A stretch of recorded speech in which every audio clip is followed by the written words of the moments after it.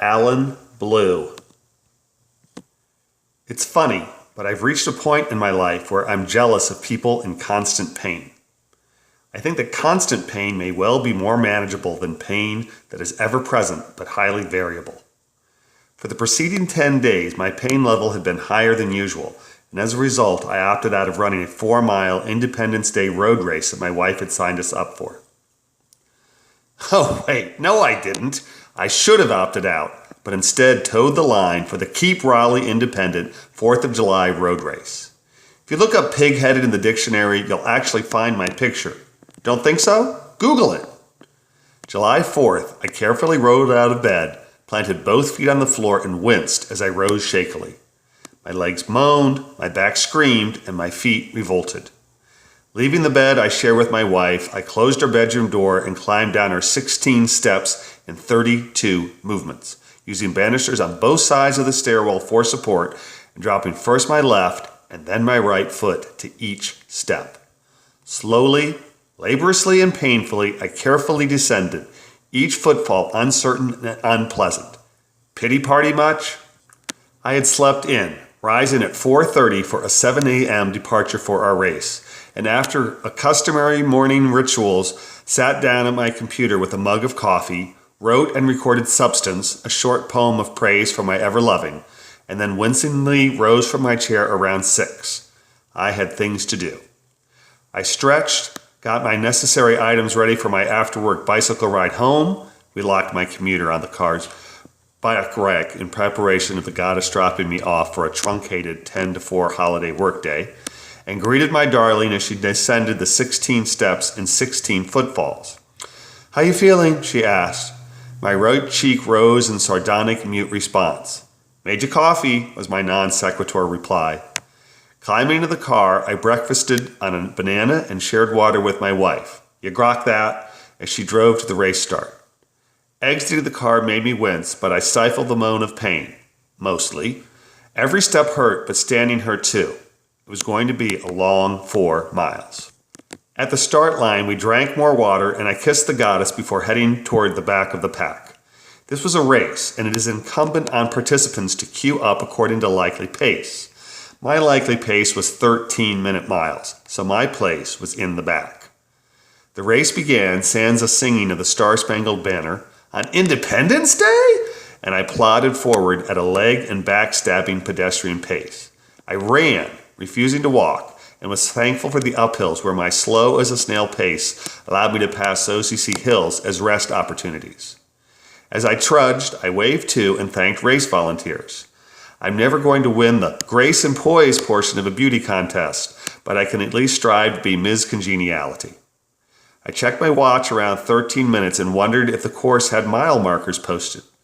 13-minute miles is a pretty slow pace, and as I wasn't walking, I figured I must have completed mile number 1. Wrong! I reached mile marker 1 in 16:30, a pace I don't even consider a fast walk. Distraught, I shrugged my shoulders and wondered if this race had a maximum time cutoff. Feeling sorry for myself, I continued and immediately encountered orange traffic cones that segregated the road into 2 distinct sides. A pickup truck approached, emergency lights blinking, and the truck was followed by a trio of cyclists who led the way for a lone off-the-front runner. The front runner was traveling roughly 3 times the speed I was maintaining, and I cheered for him as he approached. Feeling miserable doesn't have to lead to acting miserably, and I chose to clap and cheer the oncoming racers. Misery may love company, but I try really hard not to give in to my most based urges. As I plodded and cheered, a funny thing happened. My pain abated. Instead of each footfall bringing agony, it only brought discomfort. With the diminution of pain, my stride lengthened and cadence quickened. Soon I was running. Not fast, but at least I was moving faster than a geriatric octogenarian with 2 canes. I continued, scanning the oncoming runners for the appearance of my wife.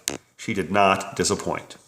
Seeing my beloved, I began screaming, "Durga! Durga! Durga!" as I ran, inching left to the cones where I raised my left arm in classic invitation for a high five. A man running in front of my wife slapped my palm. I grinned, shook my head, and then high-fived my wife before saying to the woman who ran alongside me, Durga is the most fierce of all Hindu goddesses. She's the one with 8 arms. That's my wife all over. Fierce. As my constant pain reduced from DEFCON 4 to 2, I broadened the scope of my well-wishing from race volunteers to fellow back of the packers.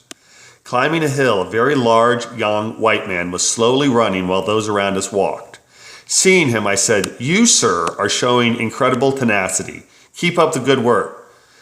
"Thank you, sir," he panted as I inched away. The uphill ended, and the very large youngster and I caught another large man, this one African American. We came abreast of the third man just as we crested the hill, and the young white man and older black man picked up the pace. To their escaping forms I cried, "See you at the finish," and continued on. Rounding a curve, I spied another black man walking ahead, his shirtless form displaying a muscled back that glistened in the sun. Approaching him, the words, "You're too pretty to be walking," formed in my mouth, but I decided this was too glib, and instead I pointed about a tenth of a mile ahead and said, "See that parking lot up there on the right? Run with me to that lot." The man sighed, looked at me, grinned, and started running. When we got to the lot, he kept running, and I said, "You don't have to wait for me." Nodding, he replied, "It's all good," as he stopped inching away. His pace was just fast enough to push me without being fast enough to crush me, and I worked a little harder to keep up with him. "What's your name?" I asked. "Alan." "I'm Keith. Nice to meet you," I huffed as we hit a hill and passed those who slowed from a run to a walk. Coming to a corner, I thanked a volunteer, and he responded excitedly to our passing, pleasing me. Alan slowed, and I gently grabbed his elbow, willing him not to break stride. "You got this," I declared as we trotted upward. We reached mile marker 3, and, glancing at my watch, I said, 36, not bad." I heard Alan say, "I'm 36 too." I took Alan's declaration to be about his age and laughed. 36? I'm old enough to be your daddy." "Yes, sir," and we both chuckled. Turns out that I misconstrued what Alan was saying. He was referring to his race time, and I'm only 12 as opposed to 21 years his senior. Another hill approached, and Alan slowed. "No, no, no," I cried. "You can do it." Another volunteer waved at us, and I waved back. "Man, I'm a heavy smoker," Alan moaned, looking over his shoulder. "Don't look back. Look forward," I exhorted, "unless you got somebody back there." Alan nodded. "I do," he said, breathing hard. "You need to get a patch. You need to quit." "Yeah," he said, slowing again. We had nearly reached the hill's crest, and I started counting down from 20. 20, 19, 18, I said, stopping my chant at 6. "There, we made it. It's downhill from here." Alan nodded, but slowed to a walk. "Yeah," he said. "Go. I'll see you at the end." I raised my hand in salute and went. The finish soon appeared, and I completed my race in 46 minutes, meaning I'd covered the last 3 miles at a sub-10-minute mile pace, a speed I now thought of as reasonable for broken old me. My wife waited at the finish, and we grabbed water. I needed to get to work, but said, "Hang on, I need to find somebody," and went back in search of my running partner. Alan was surrounded by well-wishers as I went up to him. "Good job," I said. "You too," he replied.